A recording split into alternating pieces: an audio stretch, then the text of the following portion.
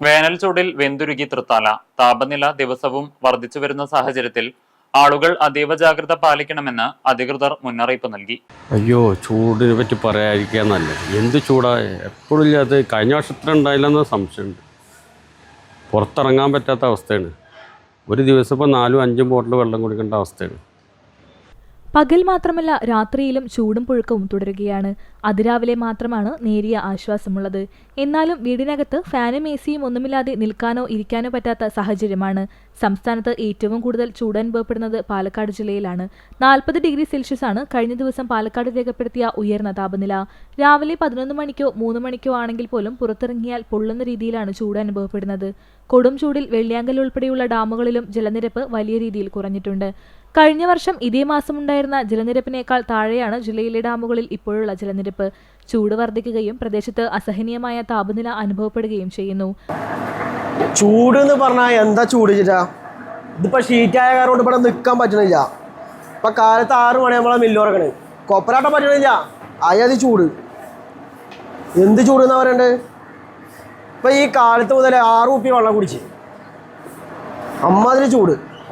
അതിരാവിലെയും വൈകിട്ടും മാത്രമാണ് ആളുകൾക്കിപ്പോൾ പുറത്തേക്കിറങ്ങാൻ കഴിയുന്നത്. കടുത്ത ചൂട്, സൂര്യാഘാതം, സൂര്യതാപം, നിർജ്ജലീകരണം തുടങ്ങി ഗുരുതരമായ ആരോഗ്യ പ്രശ്നങ്ങൾക്ക് കാരണമാകുമെന്നതിനാൽ സംസ്ഥാന ദുരന്ത നിവാരണ അതോറിറ്റി കർശന ജാഗ്രതാ നിർദ്ദേശങ്ങൾ പുറപ്പെടുവിച്ചു.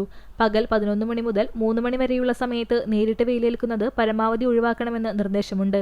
നിർമ്മാണ തൊഴിലാളികൾ, കർഷകർ, വഴിയോര കച്ചവടക്കാർ എന്നിവർ ജോലി സമയം ഇതനുസരിച്ച് ക്രമീകരിക്കണം. എന്താ വെയില് സഹിക്കാൻ പറ്റില്ല കേട്ടോ. എങ്ങനെ പുറത്തിറങ്ങാൻ മനുഷ്യൻ?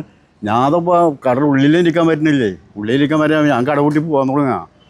എന്താ ചെയ്യാം? ഭയങ്കര ചൂട്. ഇങ്ങനെ ചൂടായ എങ്ങനെ മനുഷ്യന് പുറത്തിറങ്ങാം? ദാഹമില്ലെങ്കിലും ധാരാളം വെള്ളം കുടിക്കണമെന്നും മദ്യം, കാപ്പി, ചായ തുടങ്ങിയ പാനീയങ്ങൾ പകൽ സമയത്ത് ഒഴിവാക്കണമെന്നും അധികൃതർ അറിയിച്ചു. വിദ്യാഭ്യാസ സ്ഥാപനങ്ങൾക്കും തൊഴിലിടങ്ങൾക്കും പ്രത്യേക നിർദ്ദേശങ്ങൾ നൽകിയിട്ടുണ്ട്. സ്കൂൾ അസംബ്ലികളും കുട്ടികളെ വെയിലേറ്റുന്ന തരത്തിലുള്ള പുറംപരിപാടികളും പൂർണ്ണമായും ഒഴിവാക്കണം. പരീക്ഷാ ഹാളുകളിൽ ശുദ്ധജലവും വായുസഞ്ചാരവും ഉറപ്പാക്കേണ്ടത് അത്യാവശ്യമാണ്. ഇപ്രാവശ്യത്തെ ചൂട് ഒന്നും പറയാനില്ല. കാരണം നമുക്ക് ഒരുപാട് കസ്റ്റമർ വരുന്നതാണ്. എല്ലാവരും നമ്മളെ ചൂടുകൊണ്ട് സഹിക്കാൻ വയ്യാതെ കൊച്ചു കുട്ടികളായിട്ടൊക്കെ വന്നിട്ട് ബുദ്ധിമുട്ടുന്ന ഒരു കാലാവസ്ഥയാണ് ഇപ്പോൾ ഉള്ളത്. നിറച്ചും ഫാനുകളുണ്ട്. ഫാനുകൾ കറങ്ങിയിട്ടൊന്നും ഈ ചൂടിനെ അതിജീവിക്കാൻ നമുക്ക് പറ്റാത്ത പോലെയാണ്. പറയുമ്പോൾ ഓൺലൈൻ ഭക്ഷണ വിതരണം നടത്തുന്നവർ, മാധ്യമപ്രവർത്തകർ, പോലീസ് ഉദ്യോഗസ്ഥർ എന്നിവർ 11 മുതൽ 3 വരെ കുടകൾ ഉപയോഗിക്കുകയും നേരിട്ട് വെയിലേൽക്കാതിരിക്കാൻ ശ്രദ്ധിക്കുകയും ചെയ്യുക. കുട്ടികളെയോ വളർത്തുമൃഗങ്ങളെയോ അടച്ചിട്ട വാഹനങ്ങളിൽ ഇരുത്തി പോകുന്നത് കർശനമായും വിലക്കിയിട്ടുണ്ട്. നല്ല ചൂടാണ്, പുറത്തേക്ക് ഇറങ്ങാൻ പറ്റുന്നില്ല. വീട്ടിനുള്ളിൽ ഇരിക്കാൻ പറ്റില്ല. കാരണം ഓടായാലും സാധാരണ തണുപ്പൊക്കെ വരിക. ഇത് ഫാനിൻ്റെ കാറ്റാണെങ്കിലും ഭയങ്കര ചൂടാണ്. വെള്ളമൊന്നും കുടിച്ചാൽ മതിയാവില്ല. അങ്ങനെ